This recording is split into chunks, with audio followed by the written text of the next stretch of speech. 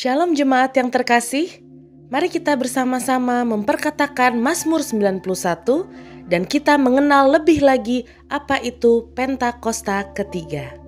Mazmur 91. Dalam lindungan Allah. Orang yang duduk dalam lindungan yang maha tinggi dan bermalam dalam naungan yang maha kuasa akan berkata kepada Tuhan, tempat perlindunganku dan kubu pertahananku, Allahku yang kupercayai.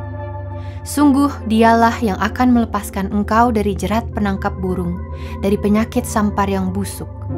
Dengan kepaknya, ia akan menudungi engkau, di bawah sayapnya, engkau akan berlindung. Kesetiaannya ialah perisai dan pagar tembok. Engkau tak usah takut terhadap kedahsyatan malam, terhadap panah yang terbang di waktu siang, terhadap penyakit sampar yang berjalan di dalam gelap, terhadap penyakit menular yang mengamuk di waktu petang. Walau 1.000 orang rebah di sisimu dan 10.000 di sebelah kananmu, tetapi itu tidak akan menimpamu. Engkau hanya menontonnya dengan matamu sendiri dan melihat pembalasan terhadap orang-orang fasik, sebab Tuhan ialah tempat perlindunganmu. Yang Maha Tinggi telah kau buat tempat perteduhanmu. Malapetaka tidak akan menimpa kamu, dan tulah tidak akan mendekat kepada kemahmu. Sebab malaikat-malaikatnya akan diperintahkannya kepadamu untuk menjaga engkau di segala jalanmu. Mereka akan menatang engkau di atas tangannya, supaya kakimu jangan terantuk kepada batu. Singa dan ular tedung akan kau langkahi. Engkau akan menginjak anak singa dan ular naga. Sungguh hatinya melekat kepadaku, maka aku akan meluputkannya. Aku akan membentenginya, sebab ia mengenal namaku. Bila ia berseru kepadaku, aku akan menjawab. Aku akan menyertai dia dalam kesesakan. Aku akan meluputkannya dan memuliakannya. Dengan panjang umur akan kukenyangkan dia, dan akan kuperlihatkan kepadanya keselamatan daripadaku. Apa yang dimaksud dengan Pentakosta ketiga? 1. Pentakosta ketiga adalah pencurahan Roh Kudus yang dahsyat di zaman ini melebihi yang terjadi di Azusa Street. 2. Pentakosta ketiga akan mengakibatkan penuaian jiwa yang terbesar dan yang terakhir sebelum Tuhan Yesus datang kembali. 3. Pentakosta ketiga akan membangkitkan generasi Yeremia, yaitu anak-anak muda yang dipenuhi Roh Kudus, cinta mati-matian kepada Tuhan Yesus, tidak kompromi terhadap dosa, dan akan bergerak untuk memenangkan jiwa. 4. Pentakosta ketiga lahir di Indonesia dan bergerak ke bangsa-bangsa. Gerakan ini dari timur ke barat dan akan kembali ke Yerusalem. 5. Pentakosta ketiga akan memberikan kuasa untuk menyelesaikan amanat agung dan setelah itu Tuhan Yesus datang kembali.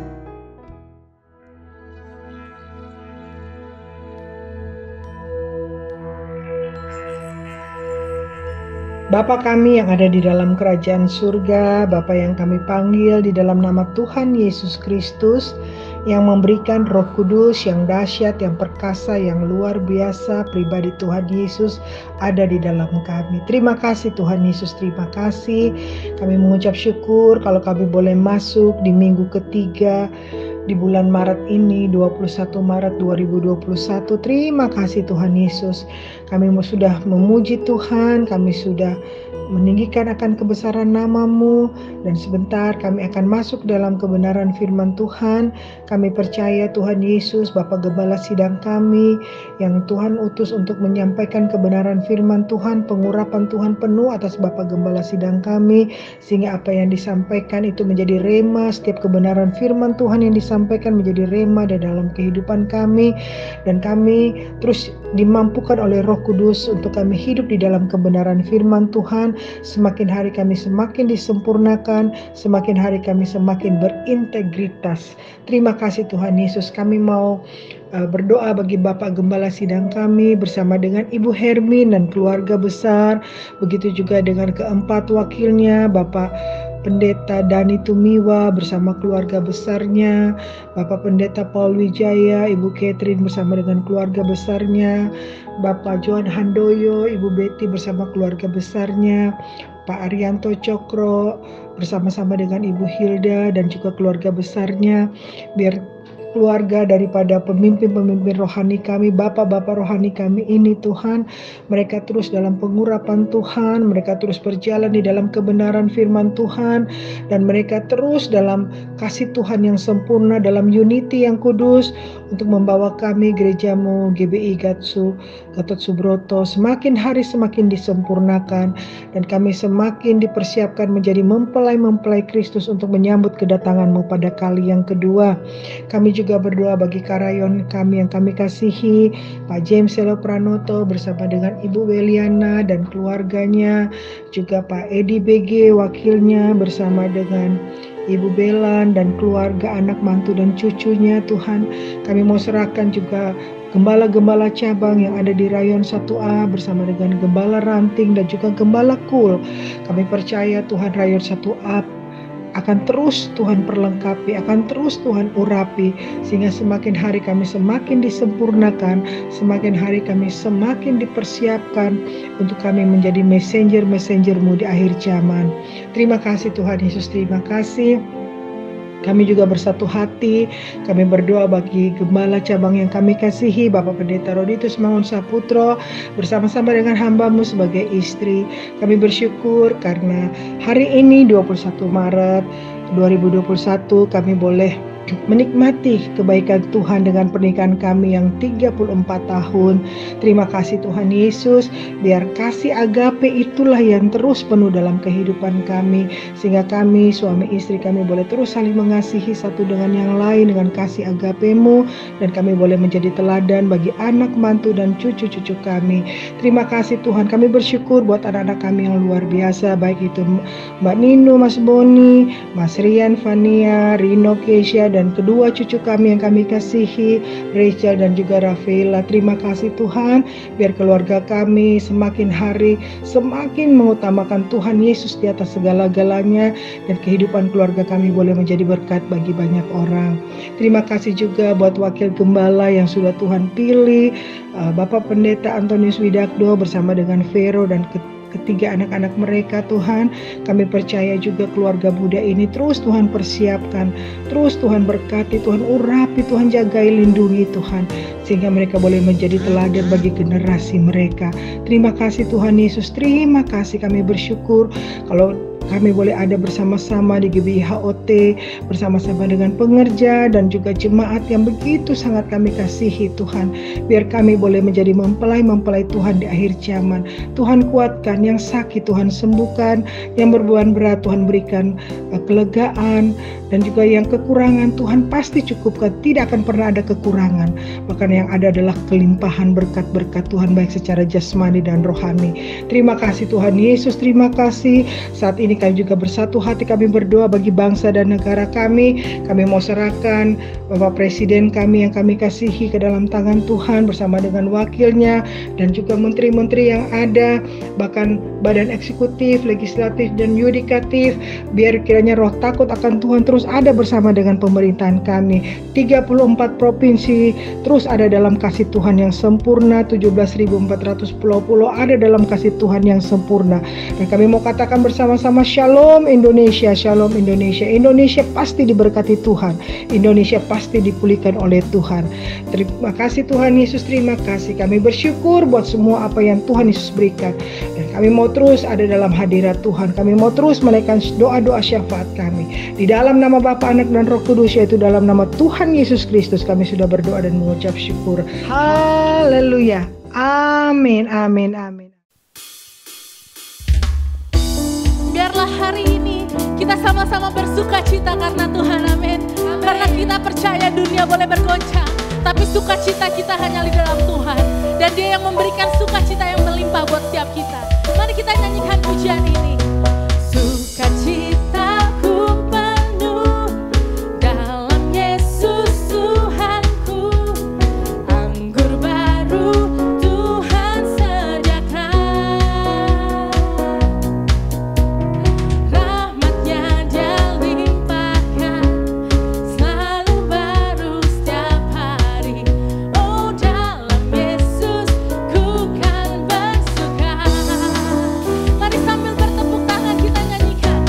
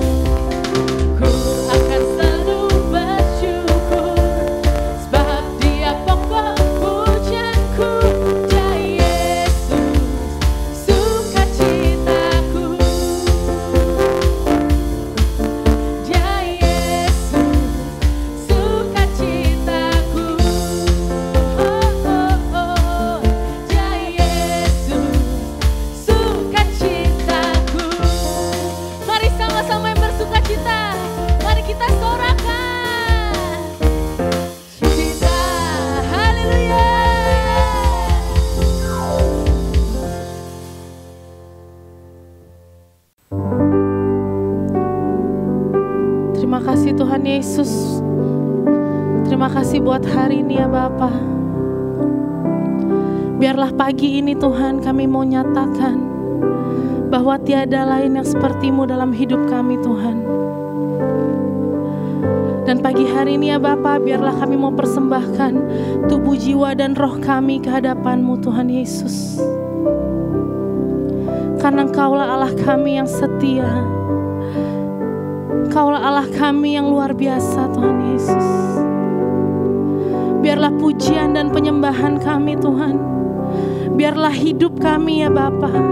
Biarlah apa yang kami lakukan, apa yang kami katakan boleh menjadi dupa yang harum Tuhan Yesus. Bakar lebih setiap kami Tuhan Yesus.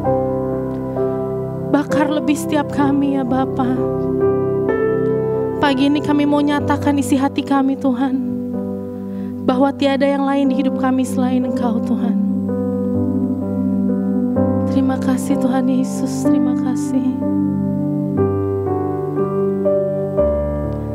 Selain Kau tiada yang lain ada padaku di surga. Selain Kau tiada yang lain yang ku ingini di bumi, yang ku ingini di bumi. Sekalipun dagingku dan hatiku habis lenyap, gunung batuku dan bagianku, yes Jesus, tetaplah Allah selama-lamanya. Mari kita nyatakan tiada yang lain selain Tuhan. Selain Kau tiada yang lain ada padaku di surga. Selain Kau tiada yang lain yang ku ingini di bumi, yang ku ingini di bumi. Sekalipun dagingku dan hatiku habis lenyap, gunung batuku dan bagianku, tetaplah Allah selama-lamanya. Sekalipun dagingku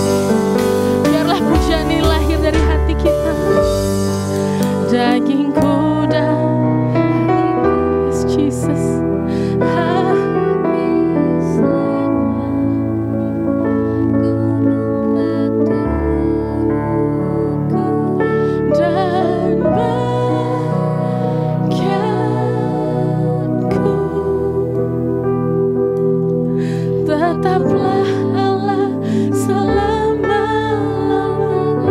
Dengan lebih sungguh-sungguh katakan, sekalipun dagingku dan hatiku habis lenyap, gunung batuku dan bagianku,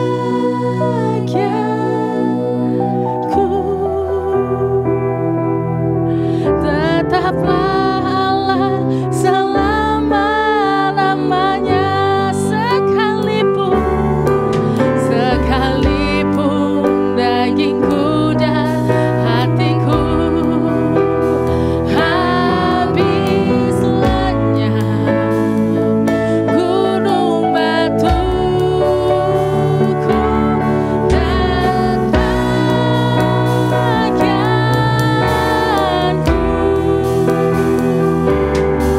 tetaplah Allah selama-lamanya. Sekalipun dagingku dan hatiku habis lenyap, gunung batuku dan bagianku,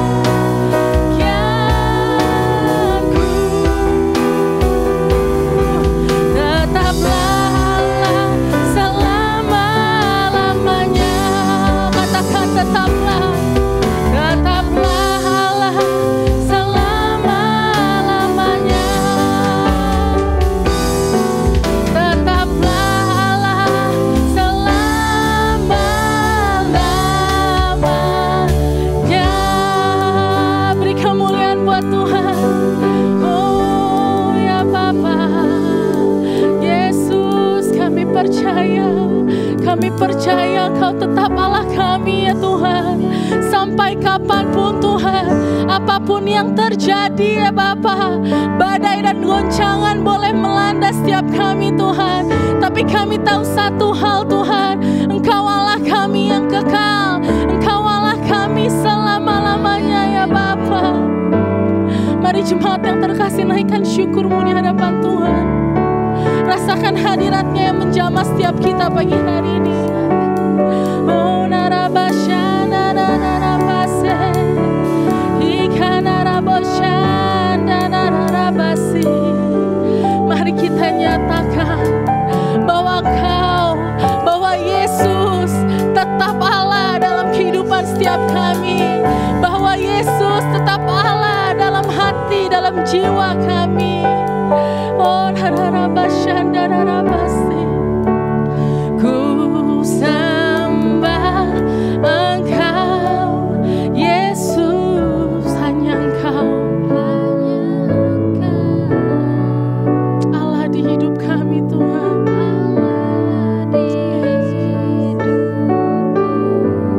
Tiada yang lain, hanya Kau, hanya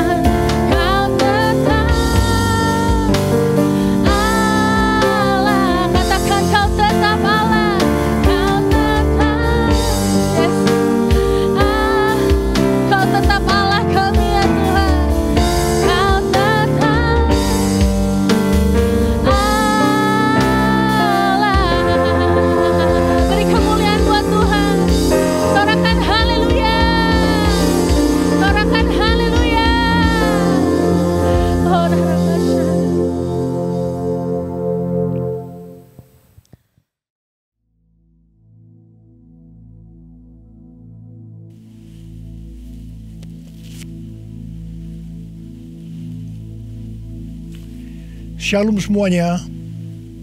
Tahun 2021 adalah tahun integritas, the year of integrity.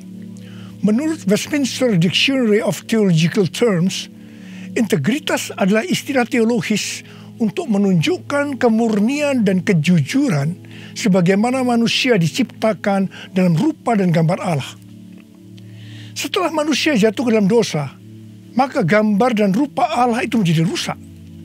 Pada saat kita menjadi orang percaya melalui proses pengudusan atau sanctification, gambar dan rupa Allah dikembalikan lagi, yaitu kita dijadikan serupa dengan gambar Yesus. Oleh karena itu, kita harus mau diproses oleh Allah. Panutan kita untuk menjadi orang yang berintegritas adalah Tuhan Yesus, sebab dialah the man of integrity. Dalam Matius 22 ayat 16 dituliskan bahwa sekalipun ahli Taurat dan orang Farisi berniat menjerat Tuhan Yesus, ternyata tanpa disadari mereka justru mengakui integritas Tuhan Yesus dengan berkata, "Guru, kami tahu Engkau adalah seorang yang jujur dan dengan jujur mengajar jalan Allah, dan Engkau tidak takut kepada siapapun juga, sebab Engkau tidak mencari muka." Kata seorang yang jujur dalam terjemahan New International Version menggunakan kata man of integrity atau orang yang berintegritas. Seorang yang jujur atau yang berintegritas itu artinya apa yang ada di dalam hatinya, di pikirannya, yang diucapkannya dan yang dilakukannya itu sama, selaras dengan pikiran Tuhan. Seorang yang berintegritas itu karena dia mengasihi dan takut akan Tuhan. Dan Tuhan memberikan berkat kepada orang yang berintegritas, seperti yang terdapat dalam Mazmur 25 ayat 12-14 yang berkata, "Siapakah orang yang takut akan Tuhan? Kepadanya Tuhan menunjukkan jalan yang harus dipilihnya. Orang itu sendiri akan menetap dalam kebahagiaan, dan anak cucunya akan mewarisi bumi. Tuhan bergaul karib dengan orang yang takut akan Dia, dan perjanjiannya diberitahukannya kepada mereka." Haleluya! Seorang yang berintegritas bukan seperti ahli-ahli Taurat dan orang Farisi. Dalam Matius 23 ayat 1-36, Tuhan Yesus berkata bahwa ahli-ahli Taurat dan orang-orang Farisi telah menduduki kursi Musa. Sebab itu, turutilah dan lakukanlah segala sesuatu yang mereka ajarkan kepadamu. Tetapi janganlah kamu turuti perbuatan-perbuatan mereka, karena mereka mengajarkannya tetapi tidak melakukannya. Tuhan Yesus berkata bahwa ahli Taurat dan orang Farisi adalah orang yang munafik. Di sebelah luar mereka tampaknya benar di mata orang, tetapi di sebelah dalam mereka penuh kemunafikan dan kedurjanaan. Tuhan Yesus berkata kepada ahli Taurat dan orang Farisi, "Hai kamu ular-ular, hai kamu keturunan ular beludak, bagaimanakah mungkin kamu dapat meluputkan diri dari hukuman neraka?" Saya juga akan mengingatkan kepada kita semua, terutama kepada para pengkhotbah, para guru, juga para pengajar.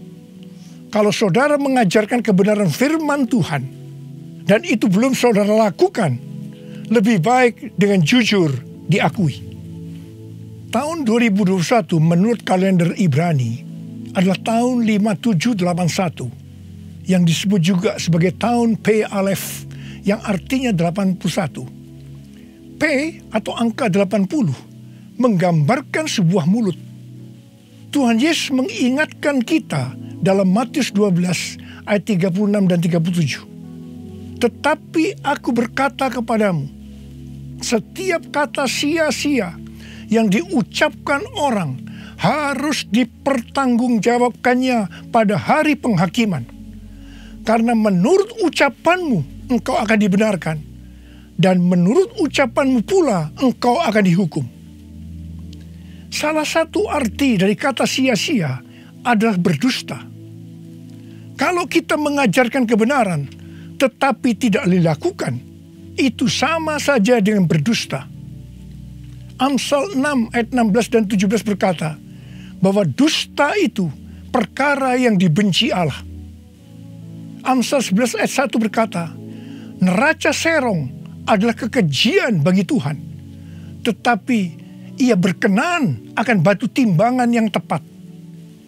Neraca serong bisa diartikan sebagai berdusta, dan itu merupakan kekejian bagi Tuhan. Dalam Yakobus 2 ayat 17 dikatakan bahwa iman tanpa perbuatan pada hakikatnya adalah mati. Jadi kalau kita percaya kebenaran firman Tuhan, kita perkatakan tetapi tidak dilakukan, pada hakikatnya mati. Dan itu dilakukan oleh orang yang tidak berintegritas. Karena itu, saya mengajak saudara agar kita semua menjadi orang yang berintegritas. Mazmur 15 ayat 1 berkata, Tuhan, siapakah yang boleh menumpang dalam kemahmu? Siapa yang boleh diam di gunungmu yang kudus? Salah satu syaratnya adalah seperti yang terdapat dalam Mazmur 15 ayat 4 bagian B, yang diperuntukkan bagi orang yang berpegang pada sumpah meskipun rugi. Seorang yang berintegritas akan tetap berpegang pada sumpah meskipun rugi. Seorang yang berintegritas biasanya oleh kebanyakan orang dunia dianggap sebagai orang yang bodoh, sok suci, sok jujur, sehingga mengalami banyak kerugian dalam tanda petik. Kebanyakan orang dunia meskipun sudah berjanji atau bersumpah, tetapi kalau mereka menderita kerugian, mereka akan berbalik dan dengan segala macam cara akan mencari jalan supaya tidak merugi. Jadi hati-hati. Jangan sampai saudara terpancing atau tergoda melakukan hal-hal yang seperti itu. Seorang yang berintegritas akan melakukan seperti yang Daud lakukan dalam Mazmur 26 ayat 1 sampai dengan 3 yang berkata, berilah keadilan kepadaku ya Tuhan, sebab aku telah hidup dalam ketulusan kepada Tuhan. Aku percaya dengan tidak ragu-ragu. Ujilah aku ya Tuhan, dan cobalah aku. Selidikilah batinku dan hatiku, sebab mataku tertuju kepada kasih setiamu, dan aku hidup dalam kebenaranmu. Daud bukan orang yang sempurna secara moral, tetapi Alkitab mencatat bahwa kehidupannya mencontohkan karakter yang dewasa, tulus dan jujur di hadapan Tuhan. Jadi Daud adalah orang yang berintegritas. Daud berani berkata kepada Tuhan, ujilah aku ya Tuhan, dan cobalah aku. Selidikilah batinku dan hatiku, sebab mataku tertuju pada kasih setiamu, dan aku hidup dalam kebenaranmu. Saya teringat di awal pelayanan saya, Tuhan memberikan kepada saya sebuah lagu tentang ujilah aku. Ujilah aku Tuhan,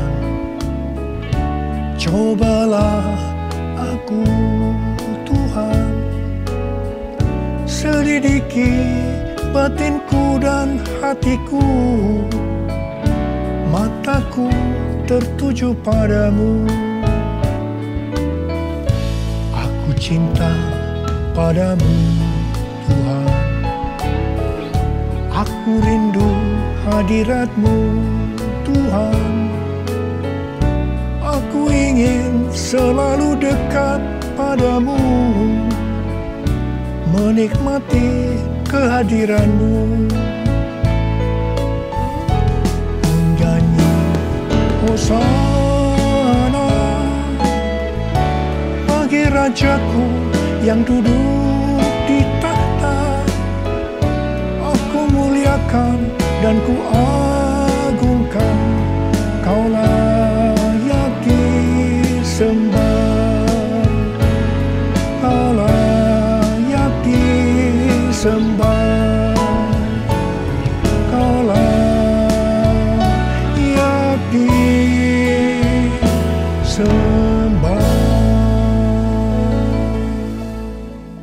Waktu saya mulai menyanyikan lagu ini dan CD-nya mulai beredar, saya menuai banyak kritik dari hamba-hamba Tuhan yang menjadi senior saya. Mereka berkata, kok berani-beraninya Niko menyanyi lagu seperti ini? Saya berkata, bukankah ini ada di Alkitab yang dinyanyikan oleh Daud? Tetapi mereka tetap tidak bisa menerimanya. Terus terang saya kaget.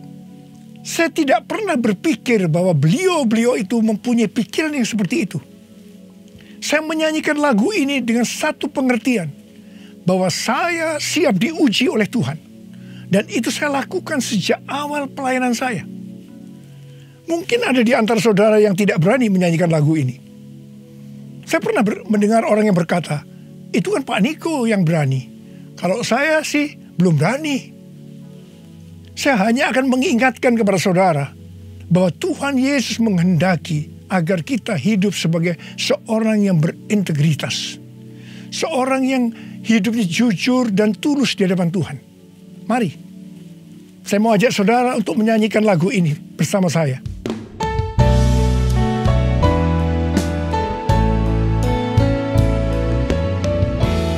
Ujilah aku, cobalah aku, Tuhan. Selidiki batinku dan hatiku, mataku tertuju padamu. Aku cinta padamu, Tuhan. Aku rindu hadirat-Mu, Tuhan. Aku ingin selalu dekat padamu, menikmati kehadiran-Mu. Menyanyi Hosana bagi Rajaku yang duduk di tahta. Aku muliakan dan ku agungkan Kaulah sembah, Kaulah yang disembah, Kaulah yang disembah.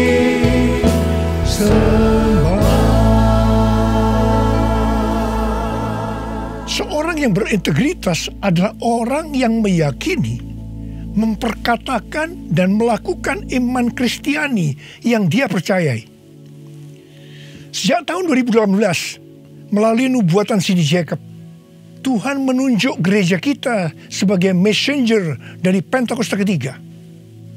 Saya percaya kita ditunjuk oleh Tuhan menjadi messenger atau utusan Tuhan untuk Pentakosta ketiga, karena kita adalah insan Pentakosta. Sebagai orang yang berintegritas, maka kita akan memperkatakan dan melakukan apa yang kita percayai, yaitu apa yang ada di dalam hati dan pikiran kita. Jadi kita akan berkata-kata dan melakukan sesuatu sebagai insan Pentakosta. Karena itu kita harus mengenal identitas sebagai insan Pentakosta. Dari zaman Azusa Street yang disebutkan sebagai Pentakosta kedua sampai dengan saat ini, bahwa kegerakan Pentakosta secara garis besarnya terdiri dari 3 grup besar. Yang pertama, Pentakosta klasik. Yang kedua, harismatik. Dan yang ketiga, neo-harismatik.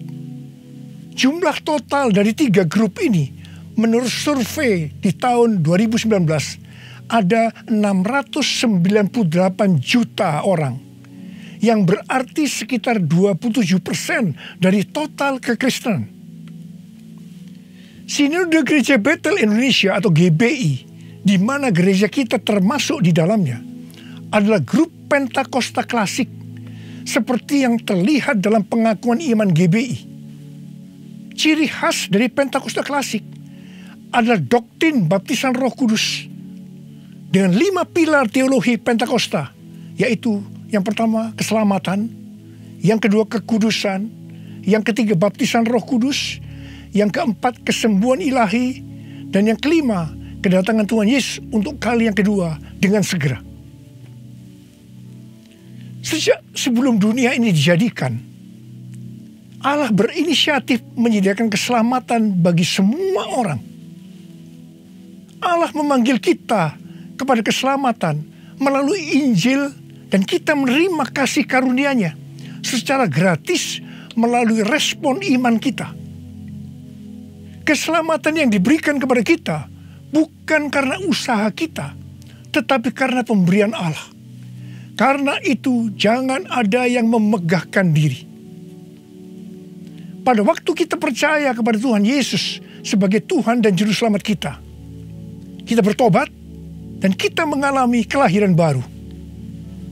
Kelahiran baru adalah awal perjalanan rohani kita di dalam Kristus. Ini yang disebutkan sebagai proses pembenaran atau justification. Selanjutnya kita masuk dalam proses kedua, yaitu pengudusan atau sanctification.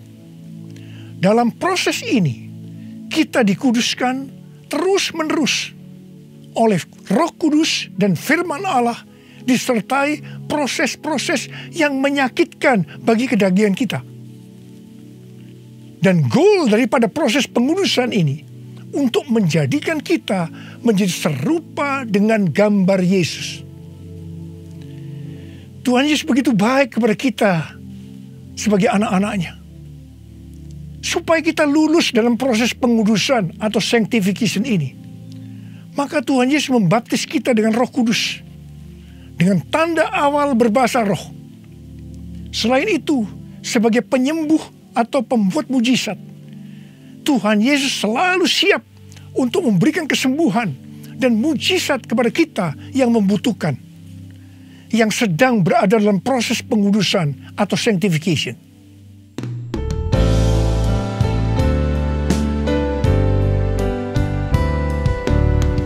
Kaulah Tuhan penyembuhku, Kaulah Tuhan penyembuh.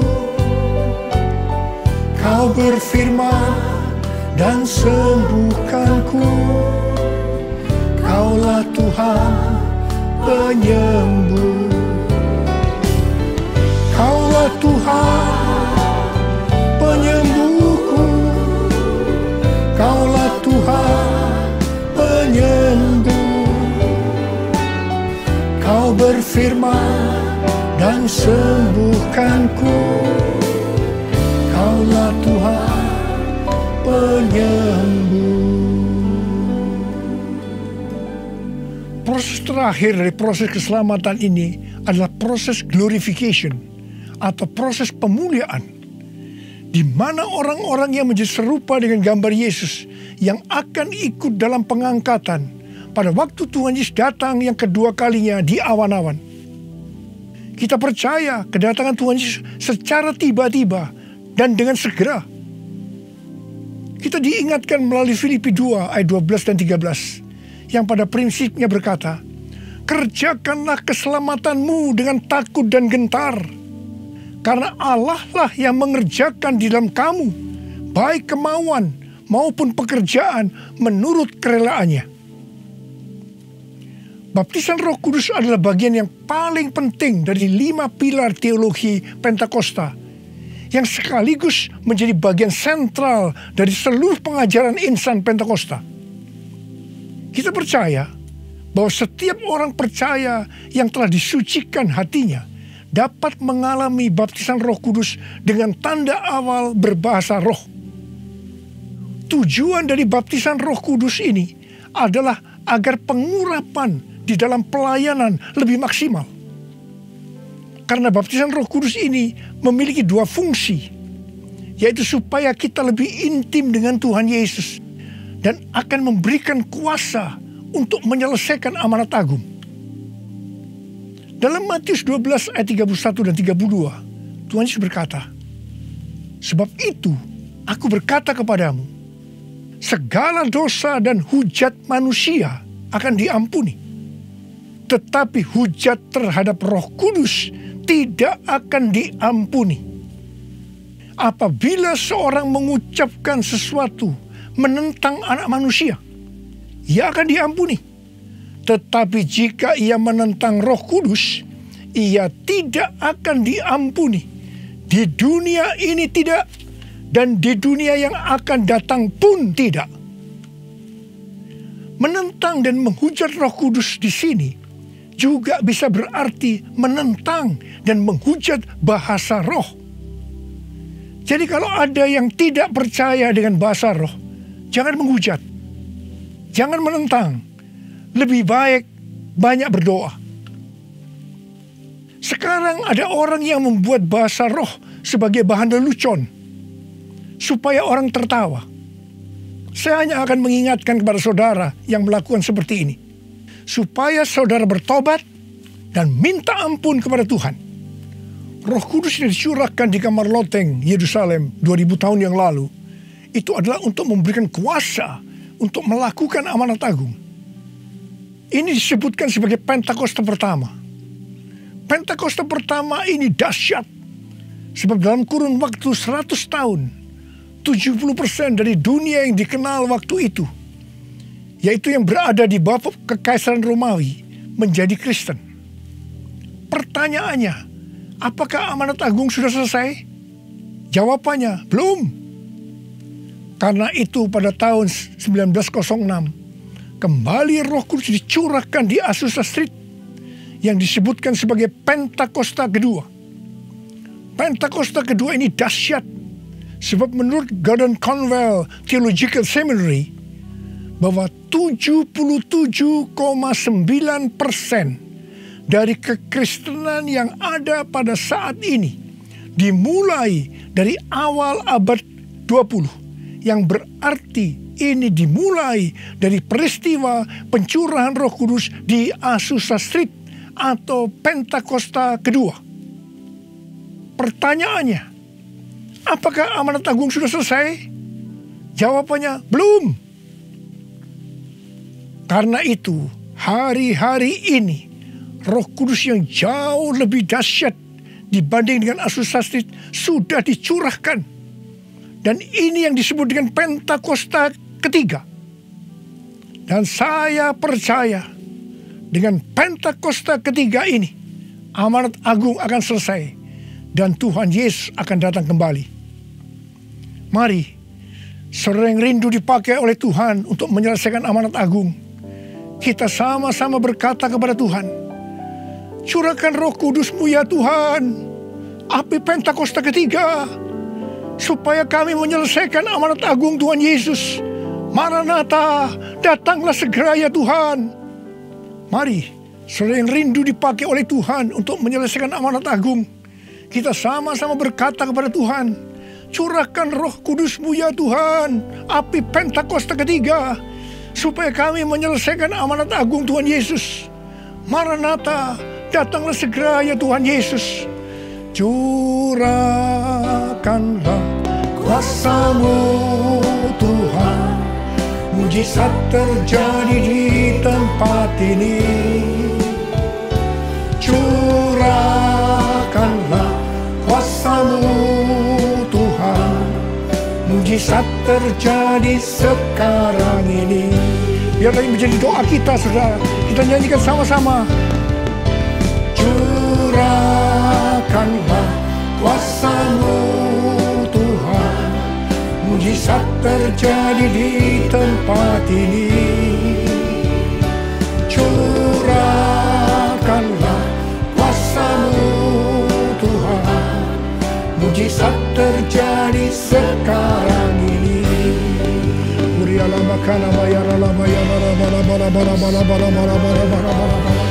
Curahkan ya Tuhan, curahkan Roh-Mu ya Tuhan, penuhi anak-anak-Mu dengan Roh-Mu, penuhi mereka ya Tuhan, berikan kami kuasa untuk menyelesaikan amanat agung Tuhan Yesus. Terima.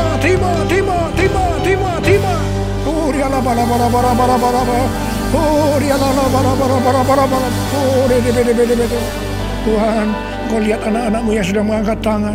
Kamu percaya Engkau memelihara mereka, Engkau menjaga mereka dalam masa pandemi COVID-19 ini Tuhan. Bapa, hamba berdoa buat mereka, tidak ada seorang pun yang sakit. Hamba berdoa tidak ada yang berkekurangan, semua dicukupkan, malah berkelimpahan dalam hal yang baik. Oh Rama, terimalah berkat Tuhan, terimalah perlindungan Tuhan, terima perlindungan Tuhan, terima berkat Tuhan. Curahkanlah kuasa-Mu Tuhan, mujizat terjadi di tempat ini. Amin. Curahkanlah kuasa-Mu Tuhan, mujizat terjadi sekarang ini. Mujizat terjadi sekarang ini. Mujizat terjadi sekarang ini. Mujizat terjadi sekarang ini.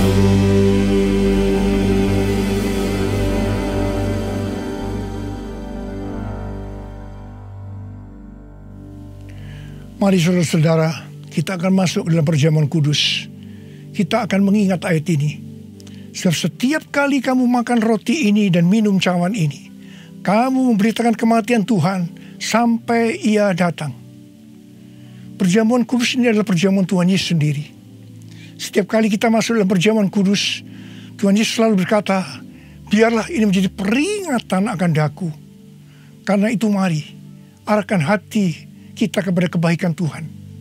Kita akan mengingat kebaikan Tuhan. Mari kita tundukkan kepala. Bapa, siapakah kami ini sebelum kami mengenal Engkau? Kami semua orang berdosa. Upah dosa adalah maut, mati. Tapi Engkau tidak berdosa, telah dijadikan dosa oleh karena kami. Engkau harus turun dari surga mulia, menjelma menjadi manusia, untuk mati menggantikan kita semua. Dengan penderitaan yang luar biasa. Betapa baiknya Engkau Tuhan, betapa baiknya Engkau Tuhan. Kau jadikan kami sebagai anak-anak-Mu. Kau tuntun, Kau berkati, Kau sembuhkan kami. Engkau tegur juga kalau kami salah. Itu Engkau ya Abah. Itu Engkau ya Abah. Saudara, Tuhan akan memberkati saudara melalui perjamuan kudus ini. Tapi Tuhan berkata kepada kita, agar kita makan dan minum dengan cara yang benar. Oleh karena itu masing-masing berdoa. Introspeksi, lihat keadaan diri masing-masing. Jangan menyimpan dosa. Kalau ada dosa yang Tuhan ingatkan saat ini, langsung minta ampun. Katakan, ampuni saya Tuhan, ampuni saya, akui di hadapan Tuhan. Jangan sembunyikan dosa itu, supaya Engkau diberkati Tuhan. Kau melihat anak-anak-Mu sedang berdoa minta ampun Tuhan. Ampuni anak-anak-Mu, ampuni kami semua ya Tuhan, ampuni. Sekarang ya Tuhan, kami akan masuk dalam perjamuan kudus ini dengan hati yang penuh ucapan syukur. Dalam nama Yesus kami berdoa. Amin. Sekarang saudara, mari kita angkat roti di tangan kanan saudara tinggi-tinggi. Sebab apa yang telah kuteruskan kepadamu telah aku terima dari Tuhan. Yaitu bahwa Tuhan Yesus pada malam waktu Ia diserahkan mengambil roti. Dan sesudah itu Ia mengucap syukur atasnya. Ia memecah-mecahkannya dan berkata, inilah tubuhku yang diserahkan bagi kamu. Perbuatlah ini menjadi peringatan akan aku. Saudara dikasih Tuhan, bukankah roti yang kita pecah-pecahkan ini adalah persekutuan kita dengan tubuh Kristus? Mari kita makan dalam nama Yesus.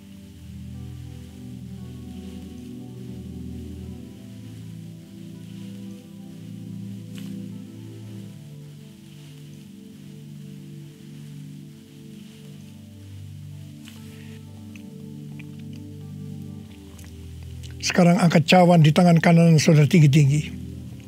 Demikian juga yang mengambil cawan sesudah makan lalu berkata, cawan ini adalah perjanjian baru yang dimeteraikan oleh darahku. Perbuatlah ini setiap kali kamu mau minumnya menjadi peringatan akan aku. Sudah dikasih Tuhan, bukankah cawan pengucapan syukur yang atasnya kita ucapkan syukur adalah persekutuan kita dengan darah Yesus? Mari kita minum dalam nama Yesus.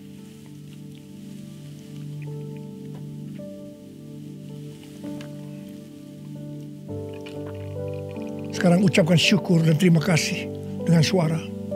Jangan diam. Oh ya Tuhan, terima kasih.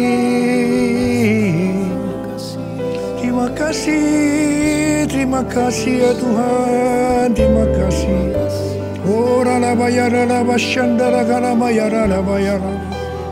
Oh, terima kasih Tuhan, terima kasih ya Tuhan, terima kasih. Oh, terima kasih ya Tuhan. Terima kasih Yesusku, terima kasih Yesusku. Puji syukur hanya bagi Tuhanku. Terima kasih Yesusku, terima kasih Yesusku. Puji syukur hanya bagi Tuhanku. Terima kasih, terima kasih Yesusku, terima kasih Yesusku. Puji syukur hanya bagi Tuhanku.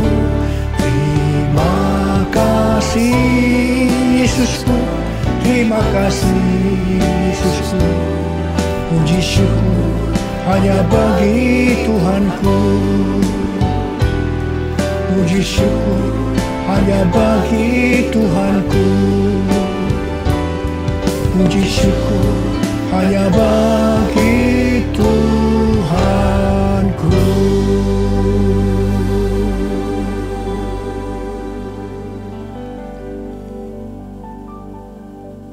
Sekarang terimalah berkat Tuhan. Kasih karunia yang berlimpah-limpah daripada Allah Bapa dalam Anak yang tunggal Yesus Kristus. Persekutuan yang manis dengan Roh Kudus menyertai saudara sekalian mulai hari ini sampai Tuhan Yesus datang menjemput kita di awan-awan dan bahkan sampai selama-lamanya. Yang percaya bersama-sama katakan amin.